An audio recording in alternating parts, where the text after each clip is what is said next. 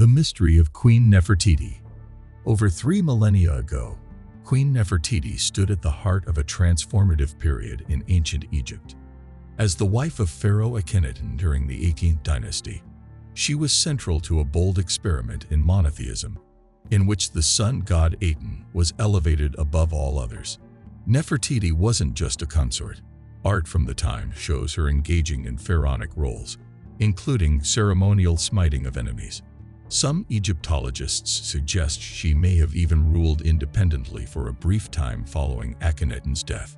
Her disappearance from historical records around the 12th to 14th year of Akhenaten's reign remains unexplained. No definitive burial site or mention of her death has ever been located. With the royal capital at Amarna during her final years, it's speculated she was to be buried there, though her tomb has never been found in the royal necropolis. Later, King Tutankhamun returned the court to Thebes and abandoned the Aten cult, erasing the memory of Akhenaten and his queen from official history. In 2015, a hypothesis gained traction suggesting Nefertiti's burial chamber might lie behind the walls of Tutankhamun's tomb. Egyptologist Nicholas Reeves pointed to anomalies in wall scans suggesting 2 sealed doorways. He proposed that the tomb was originally constructed for a queen, possibly Nefertiti, and repurposed for the young king. Subsequent radar scans delivered mixed results. Some teams claimed to detect voids. Others found nothing unusual. Then in 2020, new ground scans hinted at a large underground space just north of Tut's tomb, though excavation has not yet confirmed its purpose.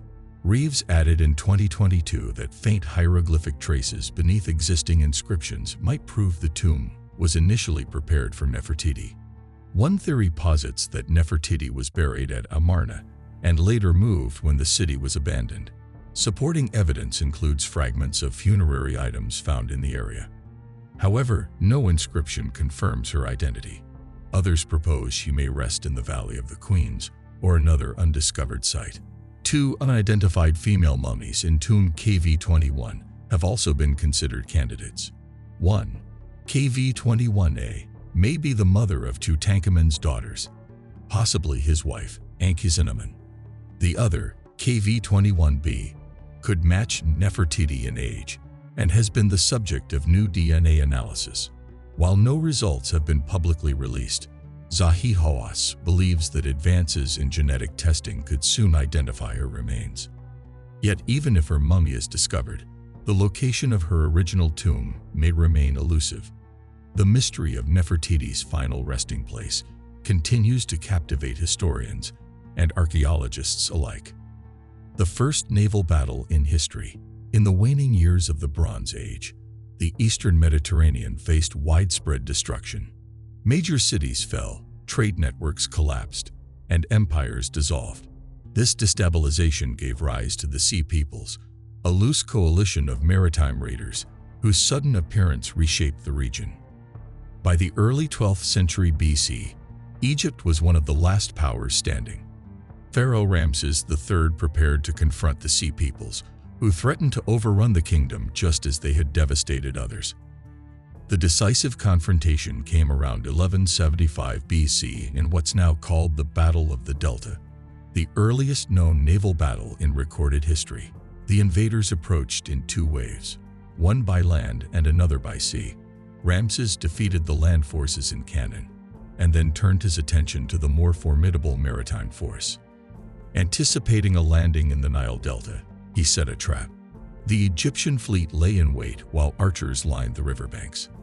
As the Sea People's ships entered the river, Egyptian warships attacked from behind, while archers unleashed devastating volleys. When enemy crews attempted to land, they encountered underwater barriers and shore defenses. The invaders were thrown into disarray, and many ships capsized or were destroyed. Egyptian Marines boarded the enemy vessels amid brutal close combat. The pharaoh's smaller, more agile craft proved superior in the confined delta waters. Survivors who reached land were routed by Egyptian infantry. Depictions of the battle, including those at Medinet Habu, show the aftermath: wrecked ships and bodies strewn along the shore. Though ancient records exaggerate, Modern scholars agree Ramses' victory was substantial. Egypt was spared the fate of its neighbors and maintained its sovereignty, at least for a time. This triumph solidified Ramses III's legacy but came at a cost. The financial and military strain weakened Egypt, setting the stage for future decline. Yet in that moment, the kingdom withstood a catastrophic wave that ended many others. The rise of Genghis Khan. Born around 1162, a child named Temujin entered the world under omens of future greatness.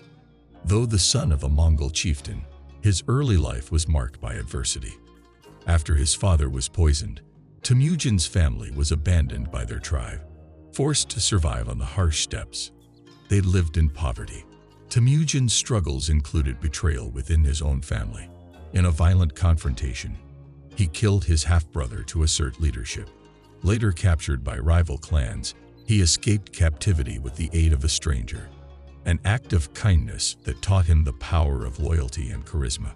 By his teens, Temujin had gathered a small following. He rekindled a childhood marriage to Bort, whose dowry, a sable coat, he used to forge an alliance with the powerful leader Togrul. This alliance helped him rescue Bort from kidnappers and boosted his political standing. Temujin's early successes drew the attention of his blood brother Jamuka, but their friendship would sour as Temujin rose in power. Unlike traditional Mongol leaders, Temujin promoted followers based on merit, not birthright, a revolutionary concept that won him broad support but created elite enemies.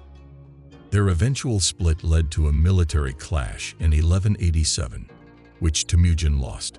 He spent the next decade rebuilding strength and gathering defectors from rival tribes. By the early 1200s, he had eclipsed both Togrul and Jamuka in power. In 1204, he defeated the last major resistance and captured Jamuka. Though Temujin offered him a chance to join, Jamuka refused and was executed with honor. In 1206, a council of Mongol leaders declared Temujin the universal ruler. Genghis Khan, his rise from exile to empire builder, remains one of history's most extraordinary transformations. Most of what we know about his early life comes from The Secret History of the Mongols, a 13th century text blending fact with myth. While it provides invaluable insights, its accounts must be read critically, as few contemporary outside sources exist.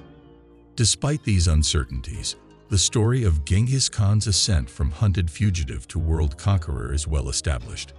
His unorthodox leadership, emphasis on loyalty, and tactical brilliance would soon reshape Eurasia.